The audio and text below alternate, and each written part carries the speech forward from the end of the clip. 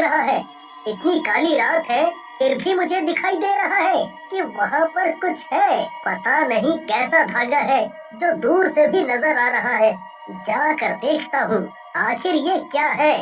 पंकज आगे चला जाता है और उस धागे के पास जाकर खड़ा हो जाता है।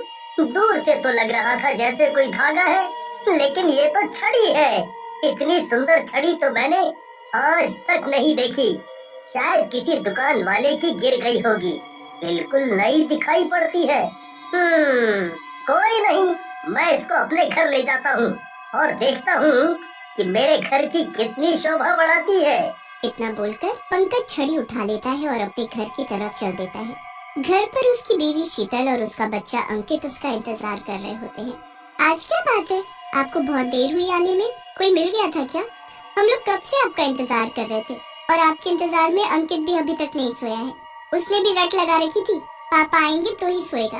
अरे नहीं, कोई मिला नहीं था। बस मैं टहलते टहलते थोड़ा आगे निकल गया था और देखो आगे जाकर मुझे क्या मिला। पापा, क्या आप मेरे लिए लाए हैं ये? कितना सुंदर है। ये मैं अपने रूम में ले जाऊं? इतनी सुंदर छड़ी तो मैंने कभी नहीं देखी। पापा प्लीज, क्या मैं इसको रख सकता हूँ? Please please. इसमें प्लीज क्या बोलना बेटा, आपको अच्छी लग रही है तो आप रख लो। मुझे भी ये काफी अलग दिखाई दे रही थी। शायद किसी दुकान वाले ने गिरा दी होगी। ये सोचकर मैं इसको घर ले आया। आप इसको अपने रूम में सजा दो और खुश हो जाओ। थैंक यू पापा, आप सबसे अच्छे पापा हो। फिर अंकित वो छड़ी अपने रूम में सजा देता है और वो सारे सो जाते हैं। और तभी वो छड़ी उठती है और उसमें से एक रोशनी फैल जाती है और रोशनी के साथ साथ एक चुड़ैल उसमें से निकल आती है और अपनी छड़ी उठा लेती है। चलो, किसी ने तो उठाया मुझे। मुझे तो लग रहा था जब से वो तांत्रिक मुझे यहाँ छोड़कर गया है मुझे कोई उठाएगा ही नहीं। मैं आजाद हूँ, अब आएगा असली मजा। अब पता चलेगा लोगों को एक चुड़ैल को छेड़ने का क्या मतलब है। कितना मिस किया मैंने अपनी छड़ी को। चलो जरा अब उस आदमी से तो मिल लूं जिसने मुझे उठाकर एक नया जीवन दिया है और उसका धन्यवाद तो कर दूं। इतना बोलकर चुड़ैल पंकज के रूम की तरफ चल देती है। पंकज और उसकी बीवी को सोता देख चुड़ैल उनके बेड की साइड में जाकर खड़ी हो जाती है और धीरे से पंकज को छूती है। कितने आराम से सो रहा है बेचारा। सुनो, तुम्हारा धन्यवाद तो देना भूल ही गई ना। तुम्हें धन्यवाद किए बिना मैं कैसे जा सकती हूँ पंकज? पंकज नींद भरी आंखें मलता हुआ बोलता है। अरे क्यों चिल्ला रही हो भाग्यवान, रात हो रही है। अभी किस बात के लिए इतना चीखना चिल्लाना? सो जाओ ना चुपचाप। तभी पंकज की बीवी उसकी बात सुनती है और उठ जाती है। अरे आप क्या बोल रहे हैं, मैं तो सो रही थी। मैं कहाँ चिल्ला रही हूँ, और वो भी इतनी रात को। मैं क्यों बहस करूंगी आपसे? तभी पंकज की नजर उसके पास में खड़ी चुड़ैल के भयानक रूप पर पड़ती है और वो घबरा कर उठ जाता है। ये क्या चीज है? कौन हो तुम और हमारे घर में कैसे घुस गई? अंकित कहाँ है? अरे पंकज, तुम तो डर गए।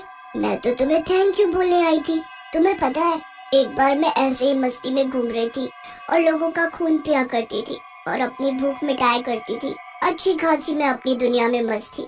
लेकिन ये बात एक तांत्रिक को हजम नहीं हुई और उसने ठान लिया कि मुझे पकड़ कर ही रहेगा। फिर उसने एक चाल चलकर मुझे मेरी ही छड़ी में बंद कर दिया और उस जगह पर छोड़ दिया जहाँ से तुम उठाकर लाए मुझे। तो तुम्हारे छूते ही मुझे आजादी मिल गई। तो तुम ये सब हमें क्यों बता रही हो? बस ऐसे ही बहुत दिनों से किसी से बात नहीं की थी तो सोचा तुझसे ही कर लूं। और मैंने तेरे बेटे को कुछ नहीं किया। मैं बच्चों को नहीं मारती। उनको मारकर मुझे आखिर कितना ही खून मिल जाएगा। भूख भी नहीं मिटती मेरी, तो मैं इधर आ गई। इधर आ गई मतलब? तुम तो हमें थैंक यू बोलने आई थी ना। अब तुम जा सकती हो। हमें नहीं चाहिए वो छड़ी, तुम रख लो। लेकिन हमारे घर से जल्दी चली जाओ। चुड़ैल शीतल की गर्दन पकड़ लेती। तुझे थैंक यू बोलने नहीं आई थी, और तू कौन होती है मुझे ऑर्डर देने वाली? इसी के साथ वो शीतल का गला दबाकर उसको मार डालती है। हे भगवान, तूने ये क्या किया?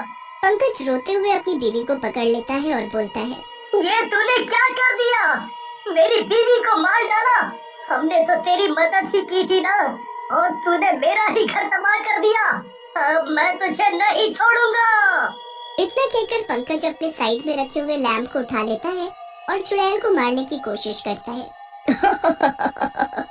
तू कैसे भूल सकता है रे, मैं चुड़ैल हूँ, मुझे कोई नहीं मार सकता, और तू जैसा तो बिल्कुल नहीं।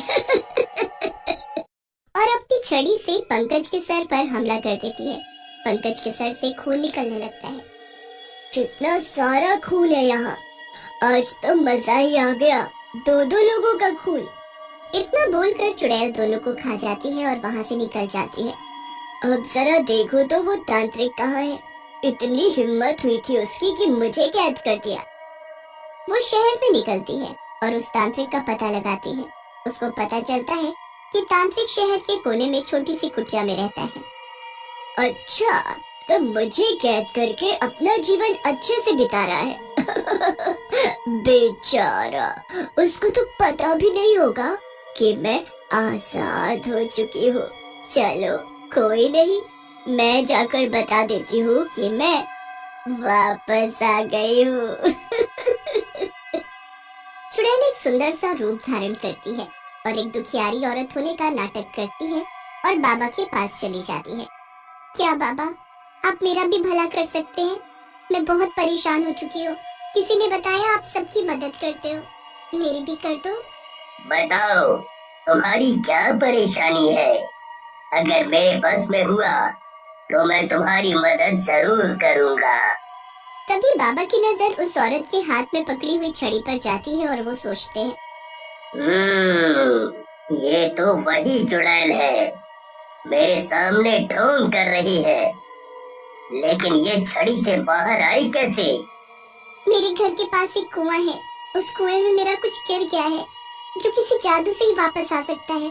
क्या आप मेरी मदद करेंगे बाबा?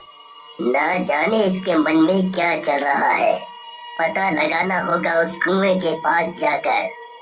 हाँ, मैं तुम्हारी मदद करने के लिए तैयार हूँ। बताओ, कब चलना है? बस अभी चलिए, निकाल दीजिए।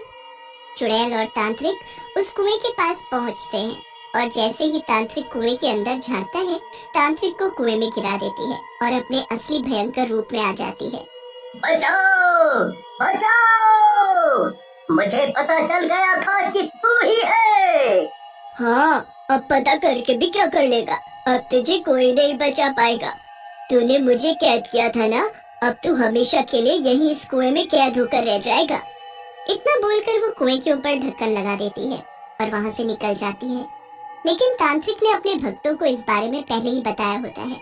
चुड़ैल के जाते ही वो ढक्कन हटाकर तांत्रिक को निकाल लेते हैं।